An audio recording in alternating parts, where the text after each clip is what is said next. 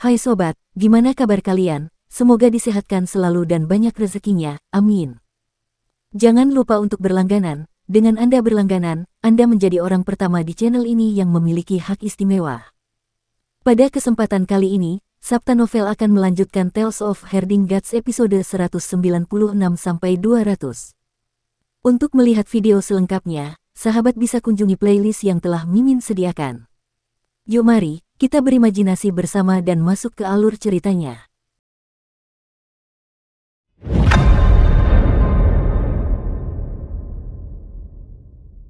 Kuil itu sunyi. Guru Kekaisaran Perdamaian Abadi datang dengan agresif. Dia membawa 4 dari 8 pilar negara dan masih ada jenderal besar yang memahkotai Angkatan Darat, jenderal besar transformasi yang menghargai, Adipati Wei dan bahkan beberapa pejabat tinggi tingkat pertama di antara mereka. Jika kita berhadapan langsung dengan mereka, kita pasti tidak bisa menang. Pejabat tinggi Malianshan berkata, maaf atas keterus-terangan saya, sekte pasti akan memenangkan pertempuran di dunia persilatan, tetapi Kekaisaran Perdamaian Abadi berada pada level yang lebih tinggi dalam berperang di medan perang. Kalau begitu, mengapa kita harus menggunakan kekurangan kita untuk melawan kekuatan mereka? Mengapa tidak menggunakan kekuatan kita untuk melawan kekurangan mereka? Semua orang menganggukkan kepalanya. Master Istana Perpisahan Gairah tiba-tiba berkata, ini mengingatkanku pada pertempuran 200 tahun yang lalu. Saat itu ada banyak praktisi kuat dari sekolah teknik pertempuran dengan berbagai macam kultivasi. Itu mampu bersaing dengan sekolah pengendalian pedang dan sekolah sihir. Pada saat itu, sekolah teknik pertempuran melawan sekolah pengendalian pedang dan sekolah sihir sampai mati setiap hari dan betapa kurang ajarnya mereka saat itu. Tapi sekarang, lihatlah sekolah teknik pertempuran kita lagi, di mana para ahlinya? Kemana mereka pergi? Semua orang terdiam. Para ahli di sekolah teknik pertempuran sebagian besar tewas dalam suatu perdebatan dengan guru Kekaisaran Perdamaian Abadi. Sejak saat itu, sekolah teknik pertempuran hancur berantakan. Dalam beberapa tahun terakhir, sekolah teknik pertempuran telah mulai bergabung dengan sekolah lain dan jarang ada orang yang benar-benar mengolah teknik pertempuran. Dalam perdebatan itu, sekolah teknik pertempuran lumpuh hanya dengan guru Kekaisaran Perdamaian Abadi saja. Master Istana Perpisahan Gairah berkata dengan acuh tak acuh, apa bedanya situasi sekarang dan dulu? Saat itu sekolah teknik pertempuran mengira mereka adalah nomor 1 di dunia dan akan benar-benar menghancurkan sekolah pengendalian pedang dalam perdebatan ini, oleh karena itu banyak praktisi kuat dari sekolah teknik pertempuran pergi ke ibu kota untuk menantang guru Kekaisaran Perdamaian Abadi. Apa yang terjadi selanjutnya? Dia melihat sekelilingnya, jika kita mengikuti aturan dunia persilatan bersama guru Kekaisaran Perdamaian Abadi, bukankah kita akan berakhir seperti mereka? Pria bertopeng perunggu itu terdiam sejenak sebelum bertanya, ide cemerlang apa yang dimiliki Master Istana Qiu? Master Istana Perpisahan Gairah mengangkat tangannya dan menjawab, guru Kerajaan Perdamaian Abadi berpikir kita akan melawannya sesuai dengan aturan dunia persilatan, tetapi sebenarnya kita tidak akan mengikuti aturan dunia persilatan. Pertama-tama kita akan memberinya lokasi dan ketika dia sampai, kita semua akan maju dan mengakhiri ini dengan membunuhnya. Telapak tangannya mengiris ke bawah saat dia berkata dengan dingin, Kekaisaran Perdamaian Abadi hanyalah sebuah negara kecil dan agar mereka dapat memiliki apa yang mereka miliki saat ini, sebagian besar upaya terletak pada pengajar Kekaisaran Perdamaian Abadi. Dia sudah menjadi legenda yang dihormati oleh pejabat sipil dan militer di Istana Kekaisaran. Jika dia ingin memberontak, dia hanya perlu mengangkat tangan dan kaisar harus menyerahkan tahtanya. Jika kaisar tidak menyerahkan tahtanya, dia akan dibunuh dan seluruh keluarganya akan dimusnahkan. Jika pengajar Kekaisaran Perdamaian Abadi meninggal, Kekaisaran Perdamaian Abadi tidak akan sulit dihadapi ketika mereka tidak memiliki pemimpin, oleh karena itu kita harus menggunakan cara yang tidak bermoral. Kita tidak bisa mengikuti aturan dunia persilatan. Ini, Master Istana Qiu benar. Semua master sekte di kuil Luo Guang setuju. Hanya beberapa dari mereka yang merasa tidak nyaman melanggar aturan dunia persilatan, tetapi mereka tidak menentangnya. Menyerang guru Kekaisaran Perdamaian Abadi secara bersamaan dan 3 tetua menyergap guru Kekaisaran Perdamaian Abadi sebelumnya adalah 2 hal yang berbeda. Ketika 3 tetua menyergap guru Kekaisaran Perdamaian Abadi saat itu, guru Kekaisaran Perdamaian Abadi berada di tengah pasukan yang terdiri dari 10.000 orang, dengan banyak praktisi kuat di sampingnya, sehingga 3 tetua tidak melanggar aturan apapun di dunia persilatan. Sedangkan kali ini, mereka benar-benar menghancurkan aturan-aturan dunia persilatan dan menginjak-injaknya. Dengan tindakan ini, aturan akan dilanggar, meninggalkan bencana yang akan tercatat dalam sejarah. Guru spiritual Dao Quan menggelengkan kepalanya diam-diam. Mereka telah membawa metode pertempuran yang tidak terkendali dari istana kekaisaran ke dunia persilatan. Saya khawatir kita tidak dapat kembali ke dunia persilatan di masa lalu. Kota Sunlight, Kinmu mengikuti pola yang ditetapkan dan memperlakukan guru kekaisaran perdamaian abadi lagi. Ketika mereka mencapai kota gunung, dia memperlakukannya sekali lagi. Semua pasukan maju bersama dan telah mencapai garis depan Daxiang, menyerbu kota dan mengambil alih wilayah, menyapu semua yang ada di depan mereka.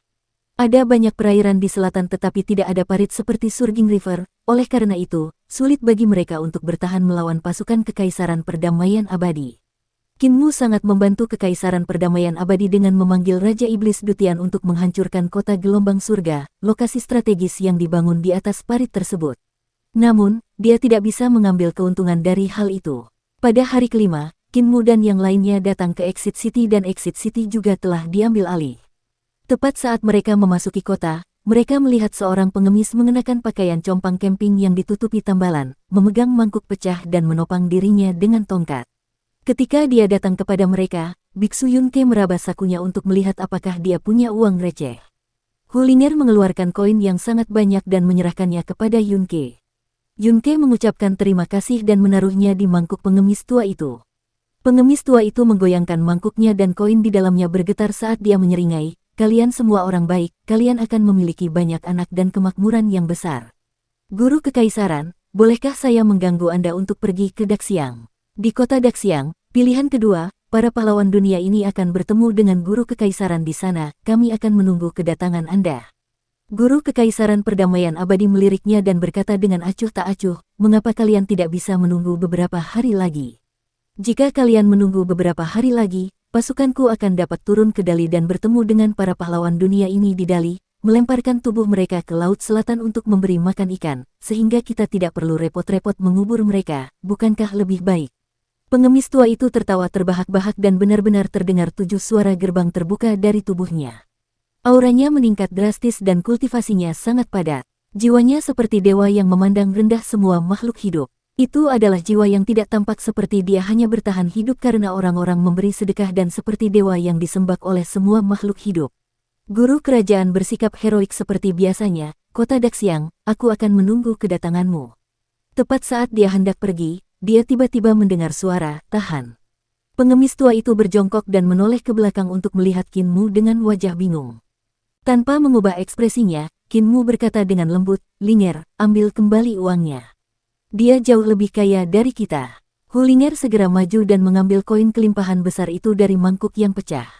Pengemis tua itu langsung marah, "Kau berani mengambil kembali sedekah yang telah kau berikan kepada seorang pengemis? Kau tidak berdaya, tidak berdaya." Pengemis Bao memarahi kita. Hulinger menoleh ke belakang dan bertanya, "Tuan muda, apa yang tidak berdaya?" Kinmu berkata, "Impoten berarti kamu tidak dapat memiliki anak." Dia benar-benar memarahi kita. Hulinger menjadi marah dan meludahi wajah pengemis tua itu. Pengemis tua itu tidak menghindarinya dan hanya terkekeh, "Rubah kecil, kau akan mati karena memprovokasiku." Setelah selesai, dia langsung melesat ke udara. Hulinger meludah, "Beraninya kau memarahi dan mengutukku setelah menipu uangku, kau tidak berdaya." Guru besar kekaisaran perdamaian abadi berkata, "Kau harus lebih berhati-hati, itu adalah Master Sekte Kideyu dari Sekte Pengemis. Sekte Pengemis biasanya picik dan ahli dalam seni jahat. Jika tidak ada sedekah yang diberikan, mereka akan membuat keributan di depan toko atau menggunakan seni jahat untuk menyakiti orang. Setelah merusak bisnis orang, mereka bahkan akan memarahimu di belakangmu dan bahkan mencuri anak perempuan dan laki-laki orang lain untuk dijual." Ada aula pengemis di Sekte Iblis Surgawi yang melawan mereka beberapa kali. Aula pengemis hanya meminta makanan dan melakukan kejahatan yang lebih kecil, namun, mereka cukup banyak dijebak oleh Sekte Pengemis. Kinmu mengedipkan matanya dan tersenyum, "Guru kekaisaran, kita tidak jauh dari Daxiang dan sudah cukup bagi kami untuk mengirimmu ke sini. Kita harus kembali ke Imperial Cholege." Guru kekaisaran perdamaian abadi menjawab tanpa ekspresi, "Tidak, kamu harus mengikutiku ke Daxiang." Kinmu merasa sakit kepala. Ketika semua orang sudah tenang, dia keluar sendiri dan datang ke sebuah tempat perjudian di kota Exit. Dia menemui pemilik tempat perjudian itu dan memerintahkan, "Sampaikan perintahku, biarkan 360 aula dari Sekte Suci kita maju menggunakan bendera teleportasi mereka." "Tahan!" Suara si Yunxiang terdengar dari belakang Kinmu.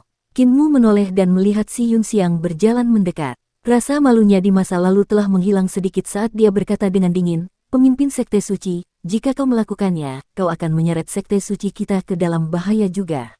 Jika Sekte Suci kita mengalami kecelakaan, siapa yang akan bertanggung jawab?" Kinmu membalikkan tubuhnya dan berkata dengan acuh tak acuh, "Nona, aku adalah pemimpin sekte."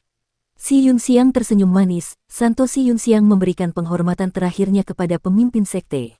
Wajahnya berubah dingin, jika pemimpin sekte membiarkan Sekte Suci kita membantu Guru Kekaisaran Perdamaian Abadi, tidak peduli apakah Guru Kekaisaran Perdamaian Abadi menang atau kalah, Sekte Suci kita akan kehilangan semua reputasi kita di dunia persilatan.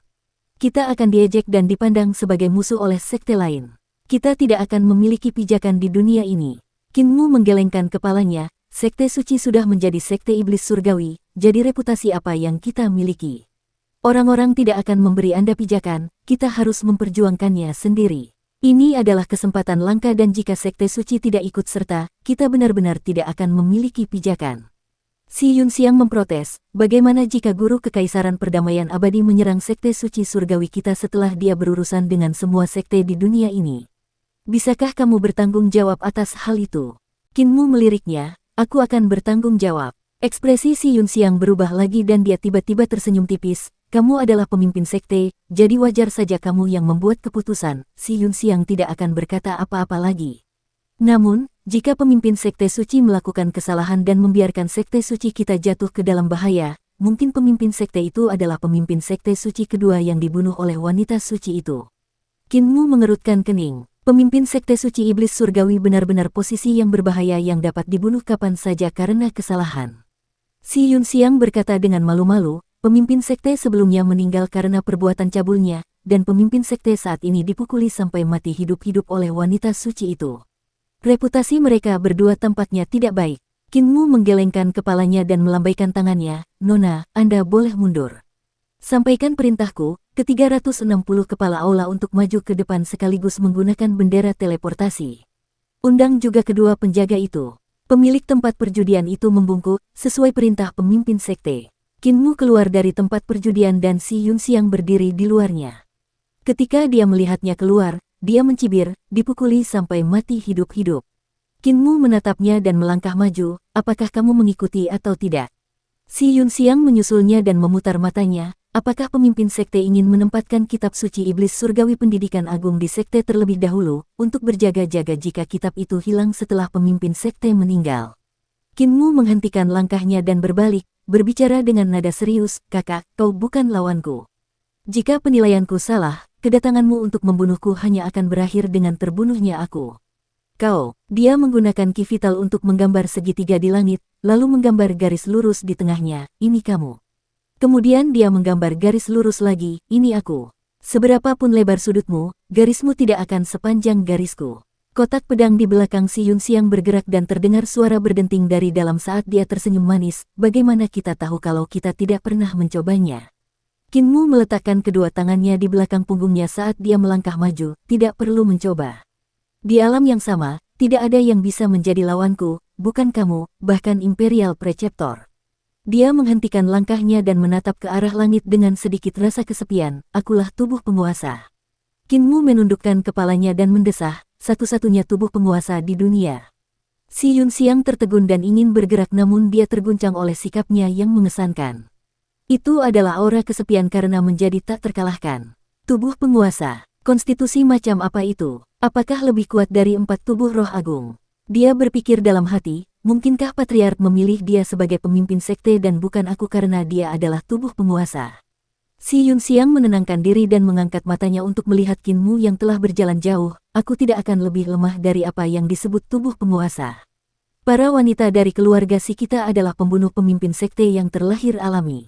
Jika orang-orang tak suci dari generasi sebelumnya dapat membunuh pemimpin sekte sebelumnya, aku juga bisa melakukannya. Mereka tiba di Float County keesokan harinya dan Float County telah diambil alih selama 2 hari. Ketika seorang prajurit melihat Imperial Preceptor, ia segera melaporkan, Imperial Preceptor, ada banyak orang yang membawa bendera yang telah tiba di kota. Orang-orang membawa bendera. Guru Kekaisaran Perdamaian Abadi bergumam sejenak sambil menatap Kinmu. Dia kemudian berkata, abaikan saja mereka. Berapa jumlah mereka sebenarnya? Sekitar selusin. Mereka semua memakai topi bambu untuk menutupi wajah mereka dan mereka membawa berbagai senjata yang dibungkus rapat dengan kain. Mereka tidak terlihat seperti orang baik. Kamu mungkin terjatuh kembali. Pada hari ketiga, mereka datang ke Clear River County dan ada juga banyak orang yang membawa bendera yang datang ke Clear River County. Ada sekitar 50 hingga 60 orang, jauh lebih banyak dari kemarin. Pada hari keempat di kota kabut tersembunyi, beberapa ratus orang yang membawa bendera muncul di kota. Kinmu tidak menjelaskan dari mana orang-orang ini berasal dan mengapa mereka datang ke sini, dan guru kekaisaran perdamaian abadi tidak menanyakannya. Pada hari kelima, mereka keluar dari rumah pejabat dan bersiap menuju Daxiang. Tepat saat mereka keluar dari Yamen dan tiba di jalan, mereka melihat orang aneh, yang mengenakan topi bambu dan membawa senjata yang dibungkus kain, berdiri dari gerbang Yamen, mengikuti di belakang mereka. 2 langkah ke depan, seorang lagi keluar dari gang di samping mereka.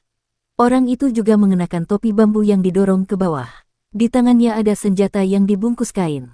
Seorang pria kekar mengenakan topi bambu di pinggir jalan juga berdiri dan membawa karung kain untuk mengikuti mereka. Bahkan sebelum mereka keluar dari kota kabut tersembunyi, ada beberapa ratus orang aneh yang berpakaian serupa mengikuti mereka. Ada laki-laki, perempuan, muda dan tua. Chen Wanyun, Yue Qinghong dan yang lainnya menoleh ke belakang untuk melihat dan merasa gelisah. Semua orang ini menurunkan topi bambu mereka dan mengikuti dari belakang dengan jarak yang sesuai. Mereka tidak ingin memperlihatkan wajah mereka dan mereka tidak tahu apa yang akan mereka lakukan. Mungkinkah orang-orang yang membawa bendera itu? Di mana bendera mereka? Gumam Yunke, guru kekaisaran perdamaian abadi masih tetap acuh tak acuh, dan dia tidak memperhatikan beberapa ratus orang di belakangnya. Ketika mereka sampai di kota kabut tersembunyi, ada sebuah pergola tak jauh dari gerbang kota. Ada 2 tetua yang berjualan teh di bawah pergola itu, 1 laki-laki dan 1 perempuan. Ketika mereka berjalan mendekat, kedua tetua itu mengangkat kepala dan menyapa, "Para tamu yang terhormat, bagaimana kalau minum teh?" Biksu Yunke bergumam, "Mengapa kita harus minum teh ketika kita baru saja berangkat?" Guru kerajaan perdamaian abadi berkata, "Saya haus." Setelah mengatakan itu, dia duduk di punjung dan meminta secangkir teh. Kinmu juga duduk. Kedua tetua itu juga duduk masing-masing. 4 orang duduk di keempat sisi meja, masing-masing memegang secangkir teh di depannya. Chen Wanyun, Yue Qinghong dan yang lainnya juga ingin maju, tetapi mereka menyadari bahwa mereka tetap berada di tempat yang sama tidak peduli seberapa jauh mereka melangkah maju. Punjung itu sangat dekat dengan mereka, tetapi setelah puluhan langkah, mereka masih tetap di tempat mereka berada. Semua orang tercengang dan berlari cepat menuju pergola itu. Kecepatan mereka sangat tinggi, tetapi mereka selalu berada beberapa meter dari pergola itu. Pergola yang tampak dekat dengan mereka itu tampak berjarak ribuan mil jauhnya. Setelah beberapa saat, Kinmu dan guru kekaisaran perdamaian abadi menghabiskan teh mereka dan guru kekaisaran perdamaian abadi berdiri untuk memberi hormat. Pria tua dan wanita tua itu juga berdiri untuk memberi hormat. Keduanya berjalan keluar dari punjung dan guru kekaisaran perdamaian abadi berkata, "Ayo kita pergi ke Daxiang." Semua orang tampak bingung, tetapi mereka tetap mengikuti mereka. Yue Qinghong menoleh ke belakang untuk melihat dan melihat beberapa ratus orang aneh yang mengenakan topi bambu tidak mengikuti mereka. Mereka malah duduk di luar punjung, masing-masing memegang secangkir teh di tangan dan meminumnya dalam diam. Pemandangan yang aneh. Benar-benar sekelompok orang yang aneh, kata Hulinger. Si Yun Xiang datang ke sisi Kinmu dan bertanya dengan suara rendah, "Sudah selesai?" Kinmu menganggukkan kepalanya, "Kau akan tahu nanti." Ketika mereka tiba di pinggiran kota Daxiang, ada barak-barak yang terisi di ruang terbuka. Kam-kam militer didirikan di mana-mana dan Adipati Wei, Jenderal Agung yang memahkotai Angkatan Darat, Jenderal Agung dari Transformasi yang menghargai keduanya ada di sini. Mereka tidak langsung menyerbu Daxiang. Daxiang adalah kota strategis di perbatasan selatan tempat pasukan pemberontak dari seluruh dunia berkumpul, mengumpulkan ribuan prajurit dan kavaleri. Ada juga pengikut dari berbagai sekte yang berbondong-bondong ke tempat ini dalam arus yang tak berujung, menunggu saat yang tepat untuk menyerang. Jika perang pecah, ini pasti akan tercatat sebagai perang besar dan epik dalam sejarah. Dalam perjalanan, Kinmu melihat orang-orang kuat berbaju besi emas mendorong kereta awan besar dan berlatih menyerang kota. Orang-orang kuat berbaju besi emas ini adalah para ahli yang mengolah teknik pertempuran dan secara khusus memperkuat tubuh jasmani mereka. Tubuh mereka dapat membengkak puluhan hingga ratusan kali, mengubah mereka menjadi raksasa. Mereka mengenakan baju besi yang terbuat dari tembaga misterius dan emas misterius, ketebalan baju besinya saja setengah kaki. Ketika raksasa-raksasa ini berlatih untuk menyerang kota, ada rantai yang melilit tubuh mereka dan mereka harus membawa perisai saat mendorong kereta awan. Kereta awan sangat rumit dan selain palu besi besar yang menghancurkan gerbang kota, ada juga tangga kereta terbang yang dapat membentang hingga puluhan meter ke atas. Tangga akan bersandar di tembok kota, yang memungkinkan para prajurit memanjat tembok kota. Selain itu, ada pula prajurit yang mengeksekusi diagram formasi, membentangkannya agar prajurit dapat berdiri di atasnya, melatih formasi mereka. Ada juga pasukan berkuda yang menunggangi burung-burung besar yang menukik turun di bawah komando para jenderal. Puluhan ribu lampu pedang ditembak jatuh dan dengan sekali tebasan, lebih dari 1 hektar tanah dipenuhi dengan pedang terbang. Setelah pasukan berkuda itu terbang lewat, pedang-pedang terbang itu melesat dari tanah dan terbang satu demi satu ke dalam kotak pedang di punggung mereka. Pasukan berkuda itu datang dan pergi seperti angin dan seperti kilat, membuat orang-orang tidak dapat berjaga-jaga. Tidak hanya ada satu pasukan kavaleri, ada puluhan kavaleri terbang. Kavaleri terbang yang besar menggunakan taktik sarang lebah dan taktik kawanan serigala, jadi jika pasukan darat bertemu dengan kavaleri terbang, itu akan menjadi pukulan telak. Jika mereka menghadapi musuh yang kuat, pasukan kavaleri terbang dapat menjalankan taktik layang-layang untuk menggantung musuh sampai mati. Selain pasukan berkuda terbang, ada juga kapal terbang. Kali ini, Adipati Wei dan jenderal besar yang memahkotai angkatan darat telah mengerahkan beberapa ratus kapal dan setiap kapal dapat mengangkut 1.000 orang, yang berarti pasukan besar yang terdiri dari beberapa ratus ribu orang telah dikerahkan. Reformasi Imperial Preceptor benar-benar telah mengubah pasukan Eternal Peace Empire menjadi pasukan yang tak terkalahkan. Jika Sekte Iblis Surgawi kita menerima serangan seperti itu, kita pasti akan musnah. Qin Mu berpikir dalam hati. Ketika mereka tiba di perkemahan, Guru Kekaisaran Perdamaian Abadi berbicara sebentar dengan Adipati Wei, jenderal besar yang memahkotai angkatan darat, dan jenderal besar transformasi menghargai sebelum memimpin Qin Mu dan yang lainnya menuju kota Daxiang. Ada bendera dari berbagai sekte yang tergantung di kota Daxiang. Bahkan ada beberapa bendera negara yang telah dibasmi. Guru Kekaisaran Perdamaian Abadi melihat dan menggelengkan kepalanya. Jika generasi tua ini tidak hancur total, bagaimana kita bisa menjadi hebat? Mereka bisa terus bangkit dari abu dan bangkit kembali. Darah harus mengalir dalam revolusi dan jutaan kepala akan terguling. Qin Mu bertanya, Guru Kekaisaran, apakah sudah siap? Sudah siap. Guru Kekaisaran Perdamaian Abadi mengangkat kepalanya dan gerbang kota terbuka lebar. 2 baris orang berjalan mendekat dan berbaris di kiri dan kanan gerbang kota. Ki vital di belakang mereka berubah menjadi penampakan dewa dan setan. Praktisi kuat alam makhluk surgawi. Qin Mu menenangkan diri. Para praktisi kuat alam makhluk surgawi sudah dapat memperlihatkan penampakan dewa dan setan. Kedua kelompok praktisi kuat alam makhluk surgawi ini telah mencapai 60 hingga 70 orang. Pemandangannya masih belum cukup besar. Yue Qinghong menghela napas dan tersenyum. Untuk menguji para cendekiawan di dunia ini, hanya ujian di Aula Azure yang di perguruan tinggi kekaisaran kita saja sudah dapat mengerahkan 99 praktisi alam surgawi yang kuat untuk menguji para cendekiawan. Bagi para pemberontak yang hanya memiliki sedikit praktisi alam surgawi yang kuat, itu bahkan tidak cukup bagi perguruan tinggi kekaisaran kita untuk membunuh. Puluhan praktisi kuat alam makhluk surgawi menunduk menatap hati mereka dan mengabaikan perkataannya. Ketika mereka memasuki gerbang kota, mereka melihat 2 baris praktisi alam surgawi yang kuat berbaris di kedua sisi jalan yang panjang. Ada 1 orang setiap 10 langkah sampai ke pusat kota. Ujungnya hampir tidak terlihat dan mungkin ada lebih dari 1.000 orang. Jantung Yue Qinghong bergetar hebat dan tidak berani mengatakan sepatah kata pun. Qin Mu masih cukup tenang. Sekte Iblis Surgawi juga memiliki beberapa ratus praktisi alam makhluk surgawi yang kuat, oleh karena itu, tidak ada yang perlu dikejutkan olehnya.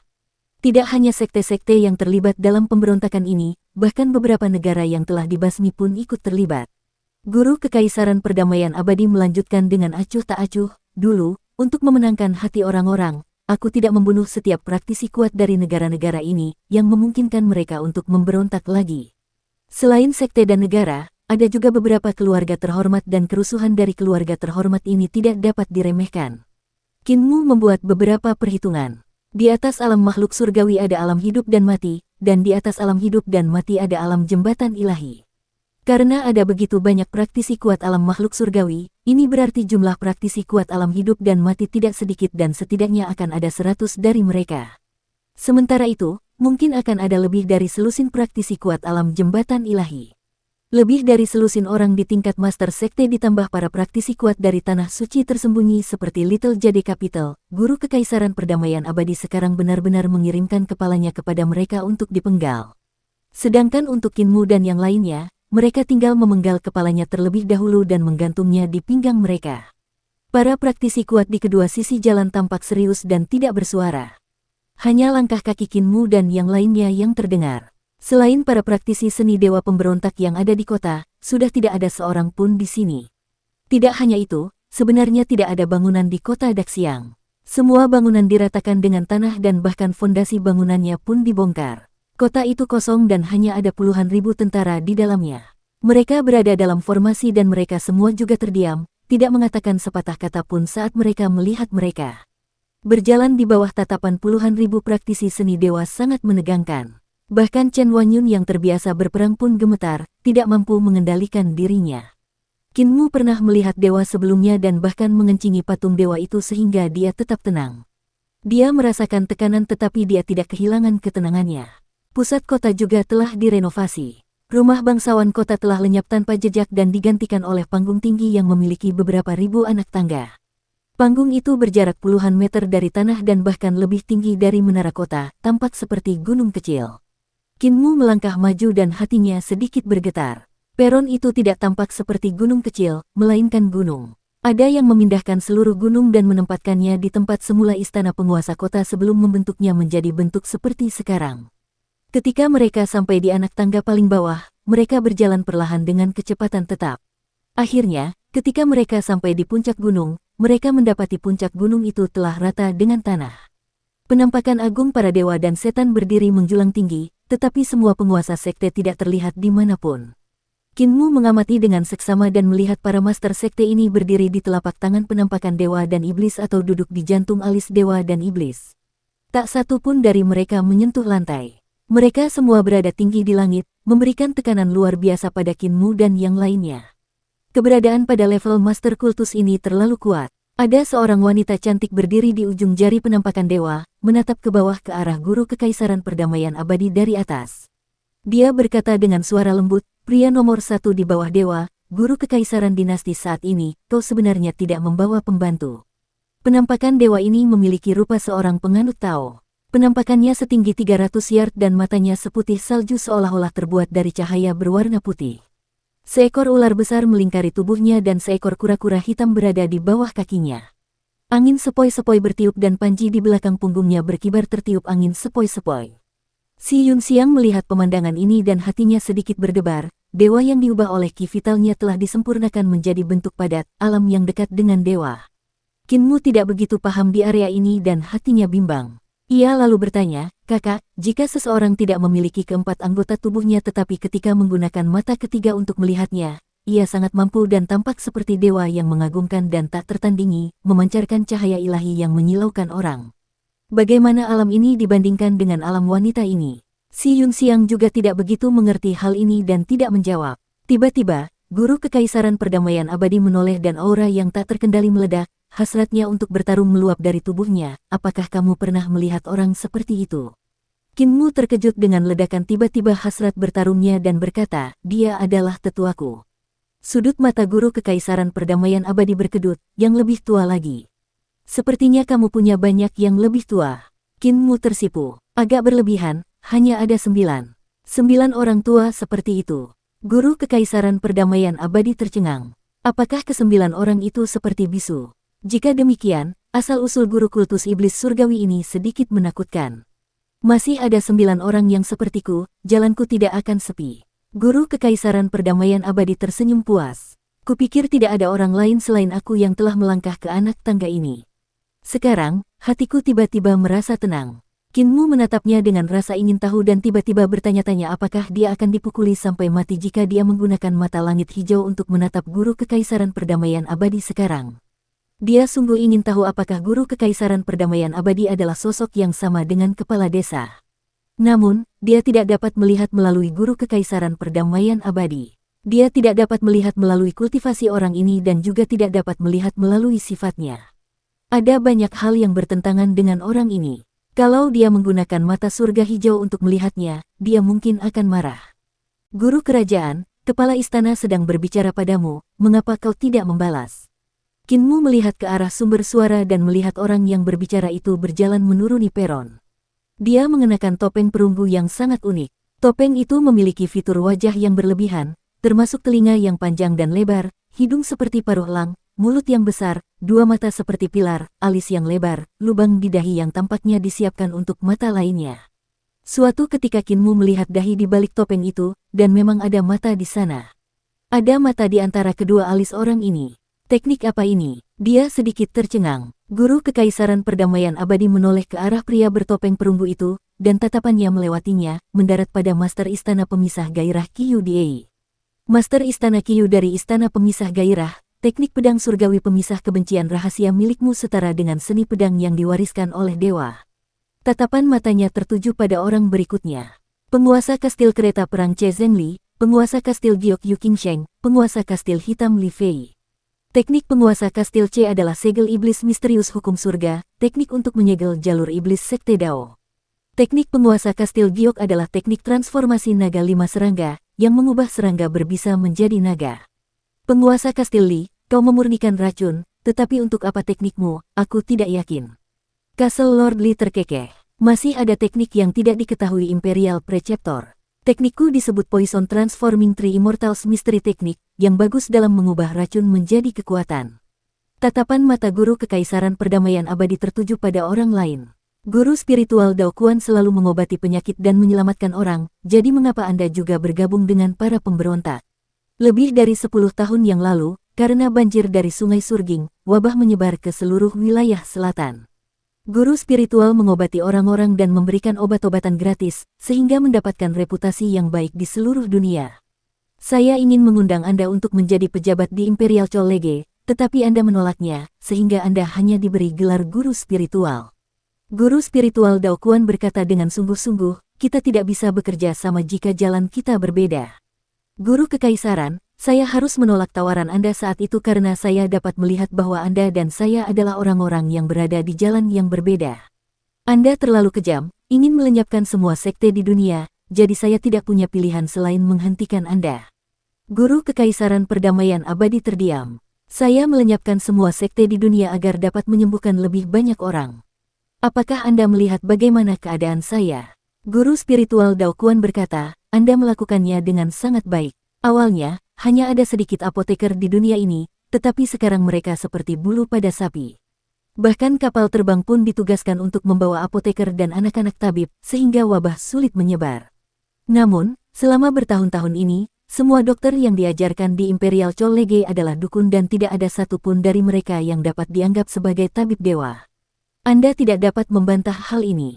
Sepertinya jalanmu benar-benar berbeda dari jalanku. Guru Kekaisaran Perdamaian Abadi memandang ke arah barisan orang lain dan berkata, pejabat tinggi Ma Lianshan, Tuan Ma. Saya tidak berani, kata Ma Lianshan dengan sungguh-sungguh. Guru kerajaan, posisi resmi saya direkomendasikan oleh Anda, tetapi saya juga memiliki sekte sendiri. Saya dari Pegunungan Zhongnan, mempelajari 5 pedang klasik Nanming. Guru Kekaisaran Perdamaian Abadi berkata, saya telah meminta Yang Mulia untuk mengangkat Anda sebagai pejabat karena Anda jujur dan tidak memihak, selain itu Anda juga pandai memimpin pasukan. Saya pikir Anda akan menyingkirkan bias sektarian, tetapi Anda menjadi pemberontak yang menyakiti saya. Sebagai pejabat, Anda berbuat baik dan orang-orang selalu memuji Anda. Ma Lianshan menggelengkan kepalanya. Bagaimana mungkin aku satu-satunya pejabat baik yang memberontak? Guru kerajaan, kau seharusnya merenungkan kesalahanmu. Guru Kekaisaran Perdamaian Abadi berkata dengan wajah tercengang, cabang yang busuk harus segera dipotong. Jika hati orang-orang berkubang dalam yang lama dan membusuk, bagaimana kita bisa berubah? Jika kita hanya memulai revolusi dan tidak mengubah kehidupan orang-orang yang membusuk, akan sulit bagi dunia untuk berdamai. Meskipun kamu orang baik, kamu menghalangi jalanku. Dia melihat orang lain dan berkata, Ki Deyu dari Sekte Pengemis, Master Sekte Ki, Teknik Misteri 100 Orang Miskin. Sekte Penangkap Bintang Surgawi, Master Sekte Luo Xinghe, Teknik Misteri Penangkap Bintang Surgawi. Biara Kekuatan Besar, Yang Mulia Zikong, Formasi Keberadaan Penghancuran Kekosongan 4 Mantra Mudra. Biara Potalaka Besar, Yang Mulia Hongfa, Teknik Bodi Kehidupan Buddhisme. Biara Fraktal Laut Selatan, Yang Mulia Huiyin, Teknik Vajra yang tak terkalahkan. Ada juga Sakyamuni Xuankong yang awalnya adalah penguasa negara Xuankong, penguasa negara Nanjing, Duan Yin, penguasa negara Sifan, Nunu Huer, serta 3 senior dari generasi lama. Tatapannya tertuju pada 2 lelaki tua dan seorang perempuan tua. Kalian bertiga berasal dari generasi tua dan sudah tua, usia kalian sekarang sekitar 7 hingga 800 tahun, benar kan? Setelah hidup lebih dari 800 tahun, kalian telah mencapai akhir umur, bolehkah aku tahu berapa tahun lagi umur kalian bertiga? Tetua yang pendek, kurus, dan berkulit hitam itu tersenyum. Namaku pengembara Sanyei, orang-orang memanggilku pengembara Li. Aku masih punya 16 tahun lagi. Sebenarnya, aku tidak bisa dianggap sebagai seorang pengembara. Negara Cuyun, negara kecil yang dibasmi oleh Imperial Preceptor adalah negara yang aku dirikan. Saya adalah True Lord Tian. Wanita tua itu menyeringai. Saya suka membiarkan serangga yang seharusnya sudah pernah dilihat oleh Imperial Preceptor sebelumnya. Castle Lord Yu dari Three Wonders Castle adalah putra saya. Tetua gemuk itu berkata, saya tidak memiliki latar belakang sebesar mereka. Saya guru miskin, jangan meremehkan saya karena menjadi begitu gemuk sejak saya bangkrut karena makan. Kami mengolah teknik logika miskin, jadi semakin miskin kami, semakin logis kami. Guru miskin sedang bercanda. Guru Kekaisaran Perdamaian Abadi bertanya dengan sungguh-sungguh, ketika Anda melihat sesuatu dari sudut pandang orang miskin, Anda harus berusaha mencari pengetahuan untuk mendapatkannya dengan menyelidiki berbagai hal. Saya tahu logika ini, tetapi Anda seorang guru, jadi mengapa Anda memberontak terhadap saya? Guru miskin menggelengkan kepalanya. Ketika kamu menumbuhkan karakter yang baik saat kamu miskin, dunia akan menjadi seperti kamu saat kamu naik ke tampuk kekuasaan. Guru Kekaisaran, tidak ada manfaat bagi dunia saat kekuatanmu terlalu besar. Aku memberontak bukan untuk keuntungan pribadiku, tetapi seperti mereka, aku melakukannya untuk Kekaisaran Perdamaian Abadi. Berdasarkan kekuatanmu yang luar biasa, kami masih bisa menyingkirkanmu sekarang. Tetapi jika beberapa tahun kemudian, kamu pasti sudah menjadi kaisar. Guru Kekaisaran Perdamaian Abadi berdiri tegak di puncak gunung dan suaranya yang acuh tak acuh menyebar ke segala arah. Siapa lagi yang melawanku? Suara-suara langsung terdengar satu demi satu di kota Daxiang. Aku, Liao Yinzi dari Sekte Surgawi Abadi berani memberontak terhadap Guru Kekaisaran. Grandmaster Qiu Ximing yang agung berani memberontak terhadap Guru Kekaisaran. Dukung terus channel YouTube Sabta Novel. Wuling Marquis Sanmu berani memberontak melawan Imperial Preceptor. Ajudan Istana Duhu King Mingyue berani memberontak terhadap Guru Kerajaan. Hakim Negeri Wuying Chen Yao berani memberontak terhadap Guru Kerajaan. Suara-suara terdengar dari kota Daxiang, dan semuanya adalah para ahli hebat alam hidup dan mati serta alam makhluk surgawi. Ketika seseorang selesai berbicara, suara lain akan menggantikannya, tanpa akhir. Pertanyaan-pertanyaan itu semakin kuat dan kuat, mencengkeram hati orang-orang dan membakar semangat mereka. Darah pria bertopeng perunggu itu juga mengalir deras ketika dia berkata dengan suara nyaring, Guru Kekaisaran, apakah kau melihat ini? Betapa tidak baiknya dirimu. Dengan semua orang di dunia yang ingin membunuhmu, apa harga dirimu untuk tetap hidup? Guru Kekaisaran Perdamaian Abadi tidak berekspresi dan berkata dengan acuh tak acuh, semua orang di dunia. Hanya beberapa ratus ribu orang di kota ini yang layak disebut semua orang di dunia. Mereka hanyalah sekelompok orang tidak penting yang perlu dibasmi. Hanya ketika kalian semua mati, dunia akhirnya bisa damai. Kalau begitu, akhir hanya akan datang ketika satu pihak benar-benar musnah. Pria bertopeng perunggu itu berkata, segel penjara surgawi telah diletakkan di gunung ini, membersihkan area seluas 50 hektar. Tidak perlu khawatir melukai para prajurit di luar dengan bentrokan di sini. Kali ini, kita tidak akan berbicara tentang kebenaran dan keadilan dunia persilatan maupun aturan dunia persilatan. Kinmu menghela napas lega dan tersenyum pada si Yun Xiang. Kalau begitu, aku bisa tenang. Biksu Yun Ke tampak pucat pasi saat dia tergagap, apa maksudmu dengan tenang?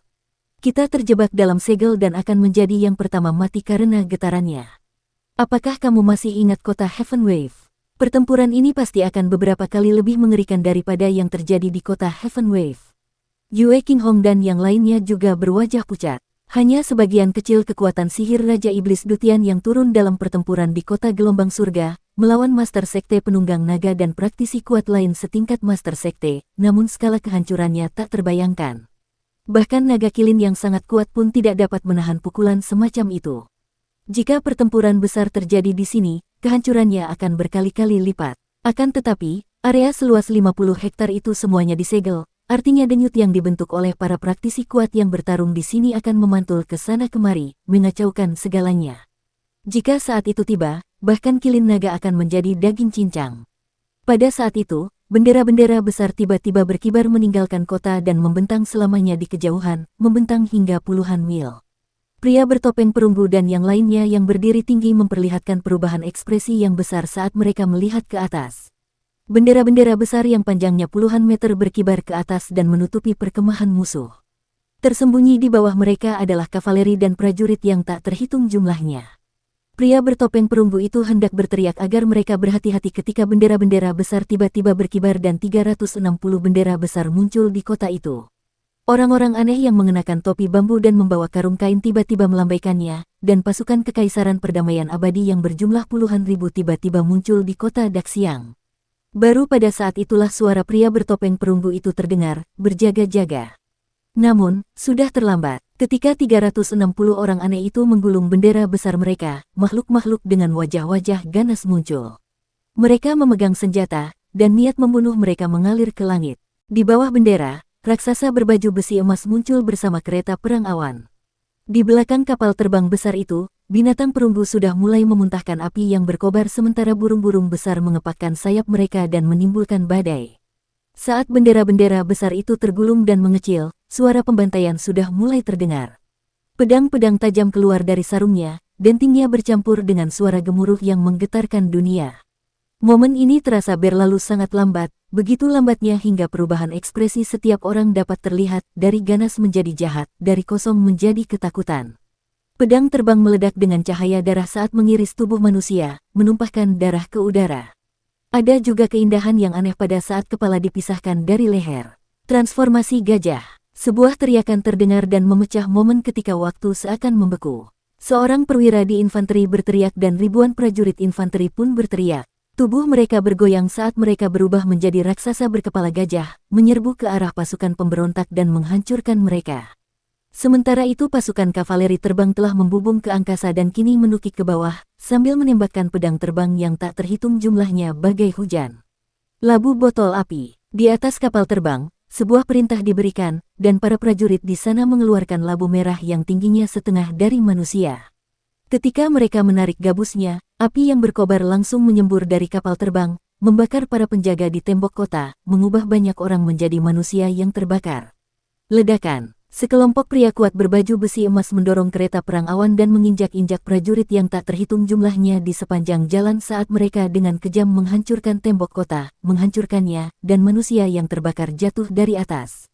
Di luar tembok, Jenderal Agung yang memahkotai tentara dan Jenderal Agung yang menghargai transformasi mengangkat tombak dan tombak panjang mereka tinggi-tinggi, mengarahkannya ke arah kota Daxiang. Di belakang mereka, tentara perdamaian abadi yang tak terhitung jumlahnya meraung dan menyerbu ke tanah dan langit seperti banjir. Pemandangan di kota itu sangat mengerikan. Sebelum pasukan serangga dari Kastil Tiga Keajaiban dapat dikerahkan, mereka tenggelam oleh lautan api dan pedang, hancur menjadi abu. Pasukan serangga di Kastil Tiga Keajaiban sangatlah kuat, namun karena terkejut, baik manusia maupun serangga terbakar sampai mati. Pasukan wanita Istana Perpisahan Gairah juga sangat kuat, tetapi mereka juga menerima pukulan telak. Pedang tajam yang tak terhitung jumlahnya melesat turun dari langit, menembus tubuh mereka. Dengan ribuan lubang, mereka tewas saat masih berdiri.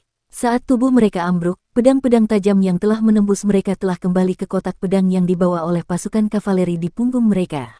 Seluruh pasukan pemberontak dan semua pengikut dari setiap sekte tidak punya waktu untuk bereaksi sebelum mereka dicerai-beraikan oleh infanteri, memaksa mereka untuk bertarung sendiri.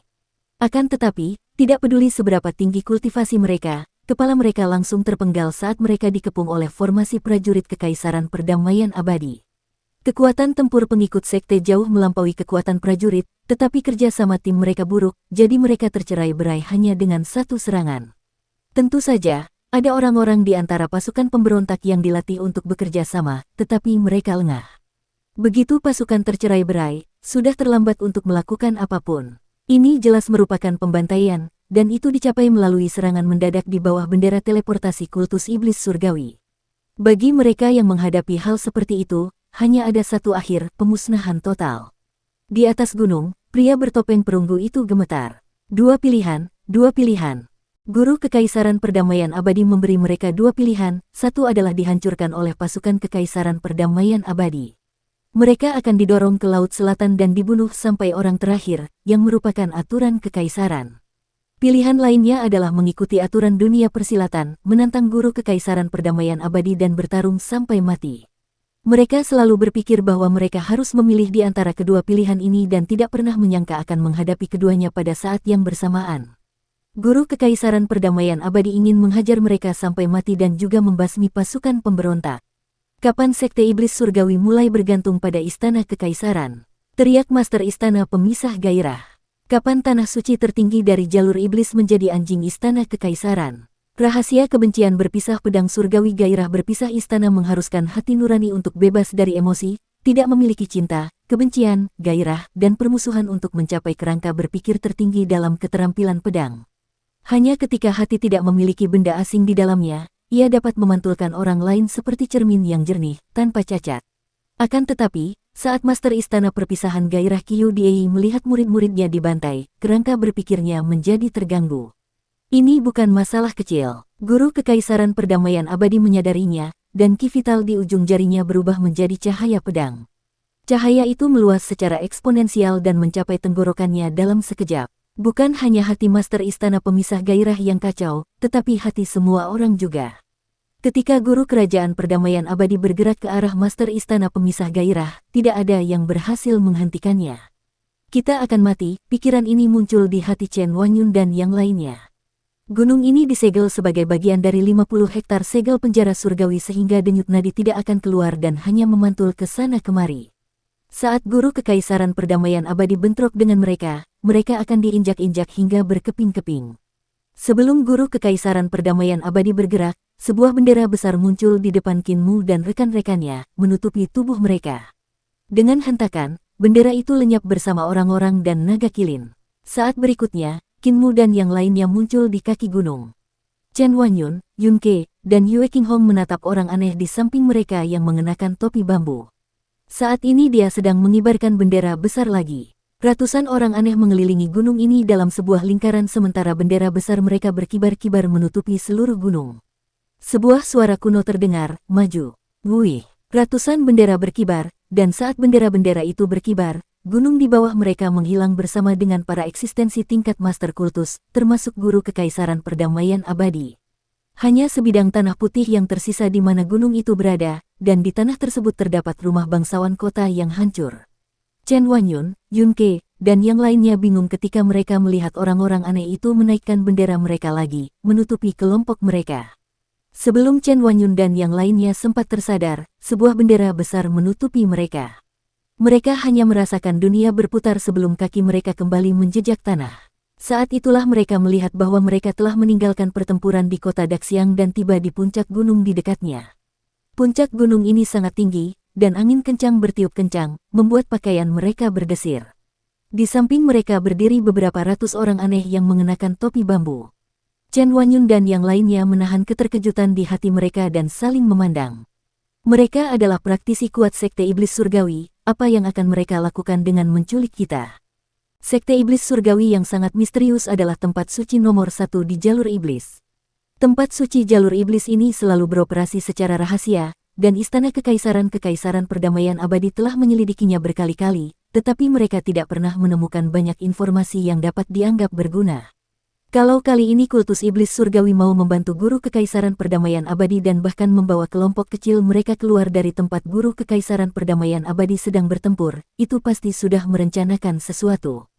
Tiba-tiba orang-orang aneh itu menurunkan topi bambu dari atas kepala mereka dan memberikan salam kepada para murid, menundukkan kepala ke arah mereka sambil berkata serempak, para bawahan memberi hormat kepada guru pemujaan suci dan orang suci wanita.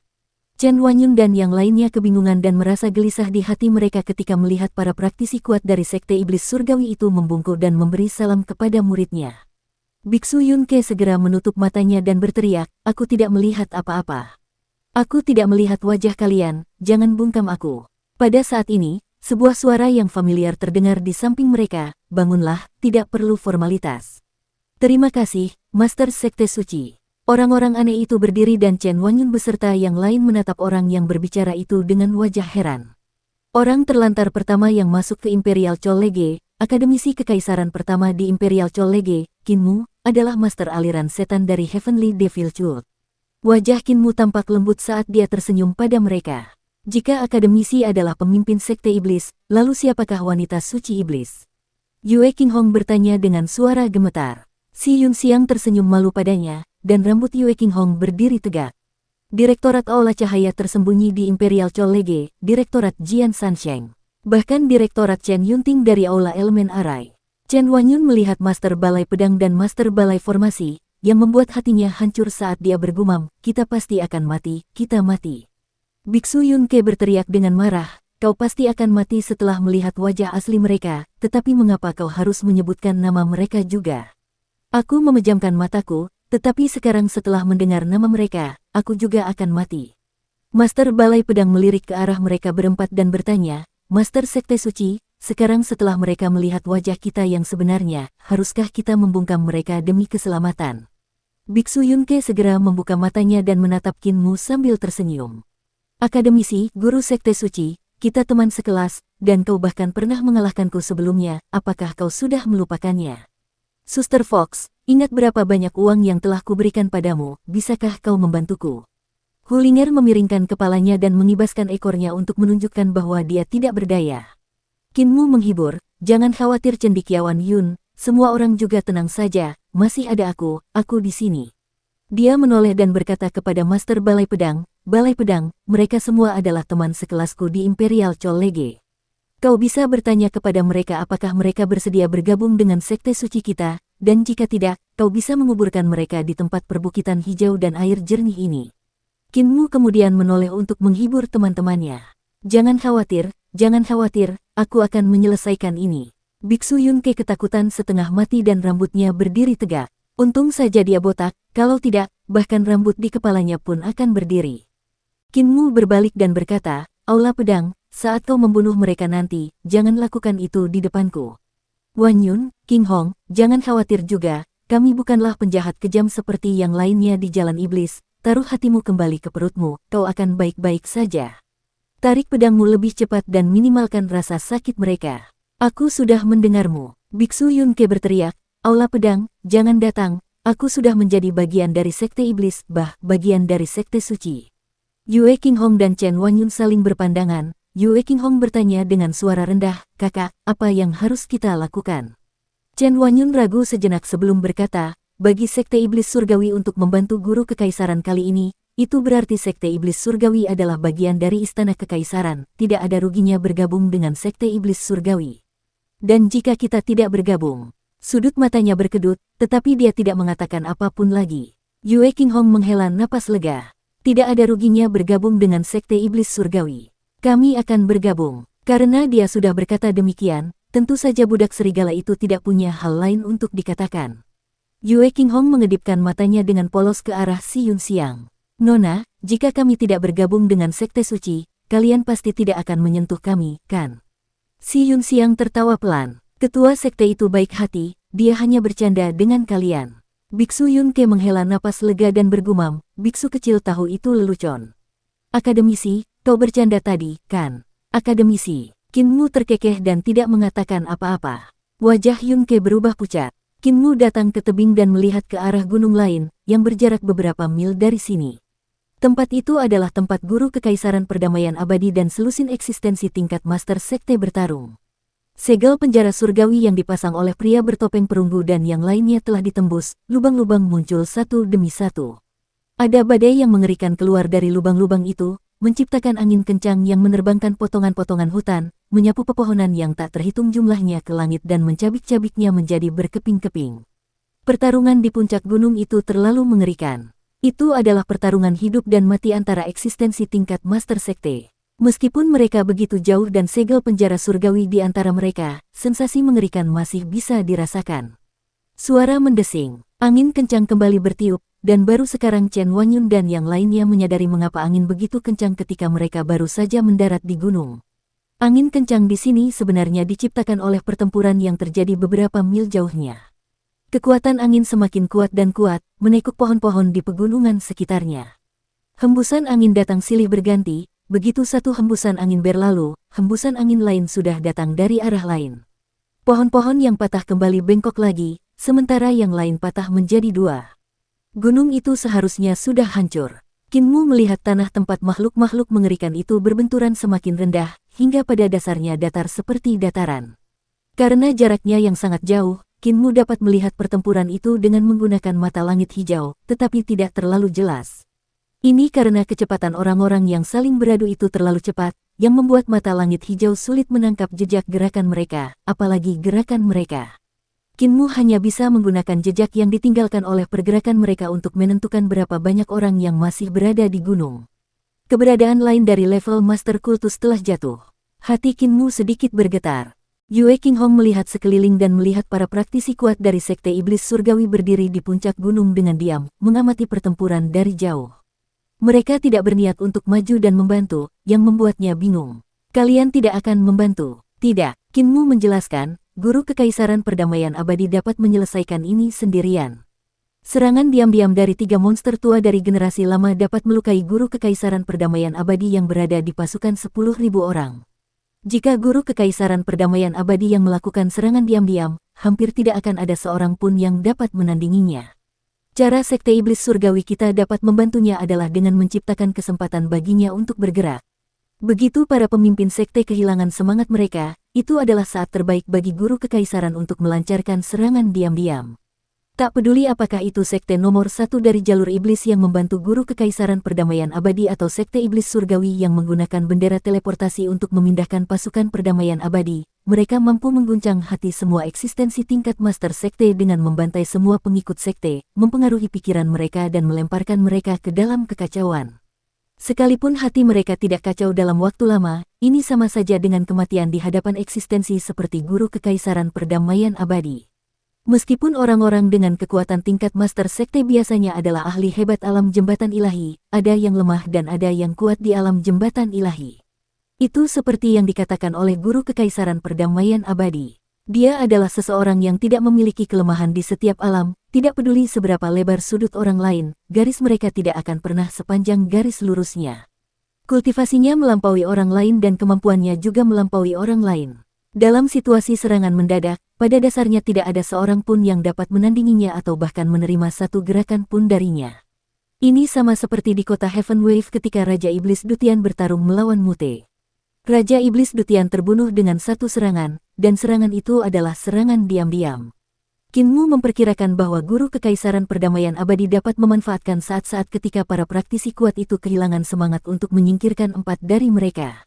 Mengenai berapa banyak yang dapat ia lukai, itu akan bergantung pada kemampuan Guru Kekaisaran Perdamaian Abadi itu sendiri. Namun, betapapun hebatnya pertempuran ini dalam menunjukkan kemegahan kekuatan terkuat di dunia ini, tidak banyak yang bisa membaca situasi di sana.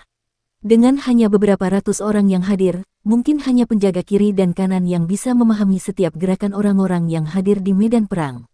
Sekalipun para ketua aula dari 360 aula, tidak banyak yang dapat melihat gerakan itu dengan jelas. Kinmu sekali lagi memusatkan perhatiannya pada medan perang, namun ia masih tidak dapat melihat situasi di sana. Ia hanya dapat melihat bayangan sisa yang diciptakan oleh tubuh-tubuh yang bergerak cepat serta cahaya yang dipancarkan oleh seni ilahi dan keterampilan pedang. Sesekali, jejak cahaya akan menghilang, melambangkan kematian seorang praktisi yang kuat. Sekarang hanya tersisa 8 angka. Selain Guru Kekaisaran Perdamaian Abadi, masih ada 7 orang. Tatapan mata Kinmu berkedip. 7 orang itu seharusnya adalah orang-orang yang memiliki kemampuan terkuat, tetapi siapakah 7 orang yang masih hidup? Dia dapat melihat sinar seperti dewa dari sosok-sosok yang bergerak, tetapi dia tidak dapat melihat siapa itu siapa. Jika aku tidak bisa melihat situasi pertempuran, bukankah aku kehilangan kesempatan besar? Aku ingin tahu apakah aku bisa membangkitkan mata langit Qianku. Kinmu memobilisasi ki vitalnya dan lebih banyak ki memasuki matanya saat ia mencoba membangun tanda-tanda pembentukan mata langit biru. Sudah ada 3 lapisan pupil di matanya. Lapisan pertama adalah pupilnya sendiri. Lapisan kedua adalah pupil yang dibentuk oleh mata langit, sedangkan lapisan ketiga adalah pupil yang dibentuk oleh mata langit hijau. Jika ia dapat membentuk mata langit biru, maka itu akan menjadi lapisan keempat dan memungkinkannya untuk melihat lebih banyak hal. Tepat saat dia mengarahkan ki vitalnya ke matanya, dia merasakan jejak sesuatu yang lain memasuki matanya bersama dengan ki vitalnya. Kinmu tertegun dan tiba-tiba merasa bahwa segala sesuatu di medan perang menjadi sangat jelas. Dia menggelengkan kepalanya dan menatap medan perang lagi, masih sangat jelas. Dan dia bahkan belum membentuk tanda-tanda pembentukan mata surga Qian. Ada mata orang lain di mataku. Kinmu merasakan hawa dingin yang menusuk tulang menjalar ke tulang belakangnya. Sekarang dia bisa melihat setiap gerakan dan tindakan yang dilakukan oleh guru Kekaisaran Perdamaian Abadi, setiap lapisan seni ilahi dan keterampilan pedang, dan bahkan strukturnya. Setiap tindakan dan ekspresi ada di matanya. Ini bukan apa yang bisa dilihat oleh matanya, melainkan apa yang bisa dilihat oleh mata orang lain. Atau bisa dikatakan bahwa orang lain meminjam matanya untuk mengamati pertempuran itu.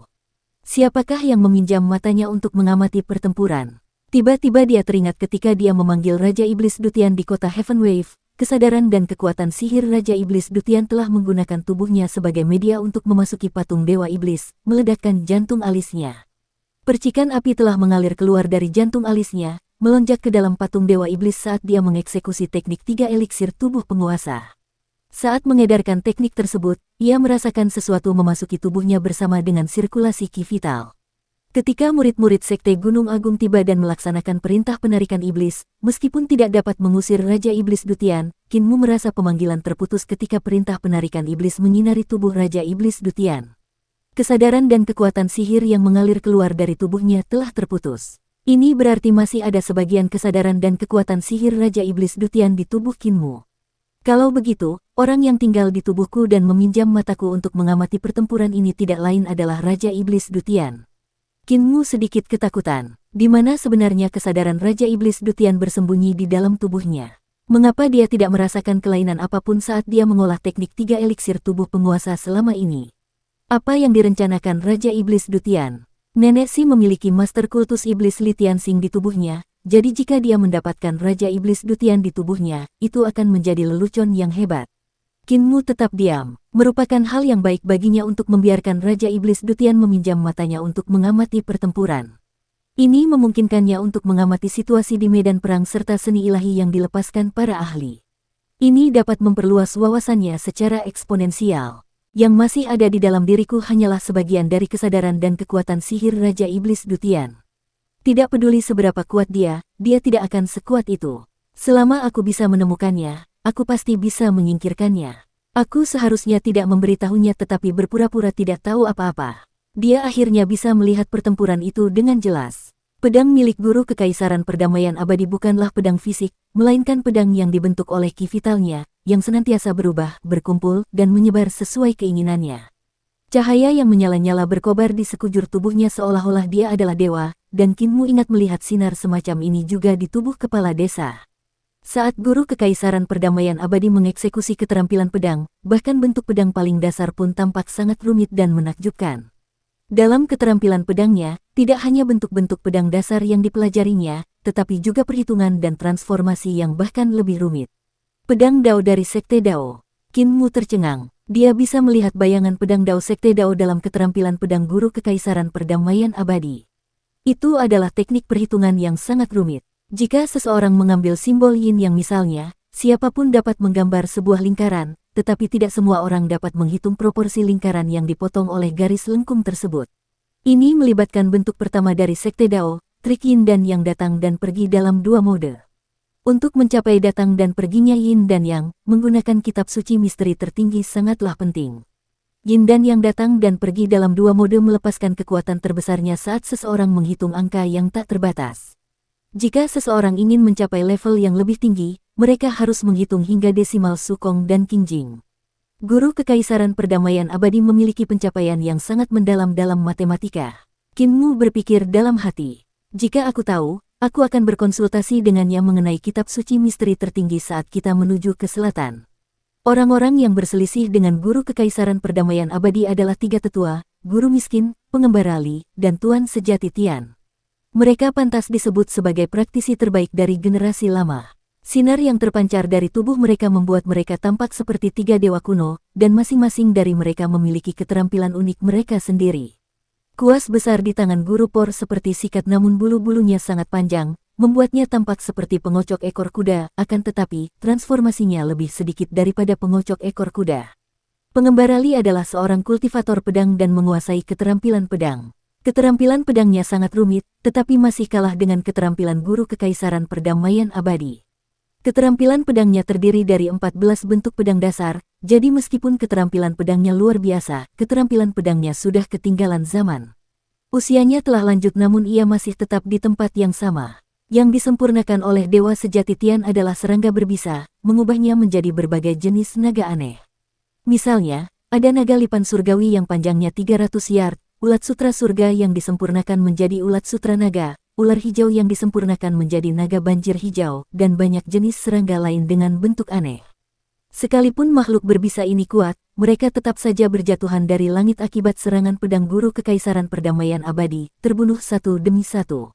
Qin Mu memperkirakan bahwa penguasa sejati Tian tidak akan mampu bertahan lebih lama lagi.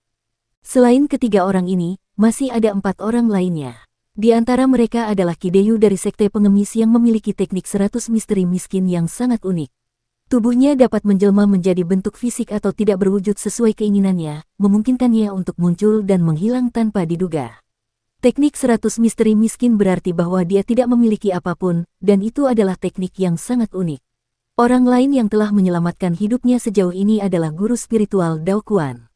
Kemampuannya adalah yang terlemah di antara semua orang, jadi sulit untuk mengatakan apakah dia berhasil bertahan hidup sendiri atau guru kekaisaran perdamaian abadi telah menyelamatkannya, mungkin tidak melihatnya sebagai ancaman.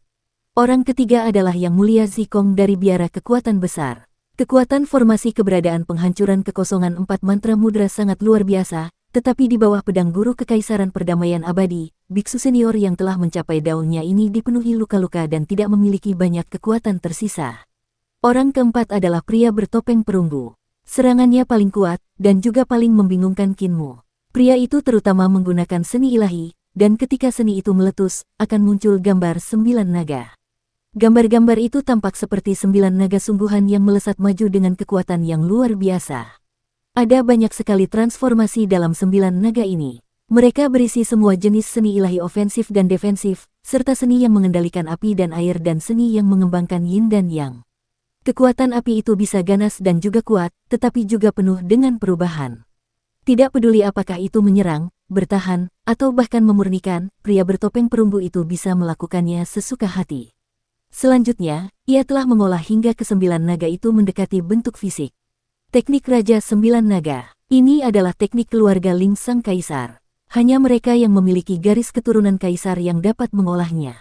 Para pangeran dan putri biasa tidak diizinkan untuk menyentuhnya sama sekali. Jelaslah bahwa pria bertopeng perunggu ini adalah anggota keluarga kerajaan. Lebih jauh lagi, dari ranah kultivasinya, dia seharusnya menjadi salah satu petinggi di antara para petinggi dalam keluarga kerajaan. Meskipun serangannya sangat dahsyat, guru kekaisaran perdamaian abadi tidak membunuhnya tanpa ampun. Sulit untuk mengatakan apakah dia merasa ragu untuk melakukannya. Siapa orang ini? Qin Mu terkejut. Tepat pada saat itu, dia merasakan sesuatu dalam hatinya dan melihat ke arah barat untuk melihat penampakan raksasa dari sebuah gunung agung yang sedang bergegas mendekat. Qin Mu sedikit tercengang. Gunung ini luar biasa besar, tetapi itu hanyalah penampakan dan bukan gunung fisik. Gunung itu terbentuk oleh aura biksu yang tampak eksentrik yang tak terhitung jumlahnya. Gunung Meru. Penampakan gunung itu memiliki banyak puncak gunung dengan berbagai ukuran, dan setiap puncak gunung adalah seorang biksu yang duduk dalam posisi lotus. Ada juga yang berdiri dan memegang vas giok, sementara beberapa lainnya duduk dan memegang perut mereka sambil tersenyum lebar. Di puncak tertinggi yang berwarna keemasan, ada patung Buddha besar yang bersinar cemerlang seolah terbuat dari emas murni. 10.000 sinar di belakang kepalanya sungguh luar biasa. Biara petir besar, Buddha Rulai tua. Jantung Qin Mu bergetar hebat. Biara petir besar telah datang. Rulai secara pribadi memimpin para penjaga, orang-orang yang terhormat, bodhisattva, dan arhat dari biara petir besar untuk bergegas ke sini. Apa yang ingin dia lakukan? Pada saat ini, guru kekaisaran perdamaian abadi juga merasakan sesuatu dan tiba-tiba menyerang tanpa ampun, membunuh Yang Mulia Zikong dalam satu serangan. Saat itu juga para praktisi kuat dari Sekte Iblis Surgawi pun menoleh ke belakang dan melihat penampakan Gunung Meru yang melayang di atas. Keledai botak, sang penjaga kiri mencibir. Keledai botak, teriak semua orang serempak. Biksu Yunke melihat semua orang memanggil para pendatang baru itu dengan sebutan keledai botak dan memaksa dirinya untuk memanggil mereka keledai botak juga. Bagaimanapun, dia sekarang adalah bagian dari Sekte Iblis Surgawi, meskipun dia seorang biksu. Penampakan Gunung Meru melayang ke langit di atas mereka dan para pelindung, para yang terhormat, para bodhisattva, dan para arhat di gunung itu melihat ke bawah bersama-sama dan berkata dengan dingin serentak, makhluk jahat dari jalan setan. Kinmu menunjukkan ekspresi aneh. Hubungan antara sekte suci surgawi dan biara petir besar tampaknya agak tegang.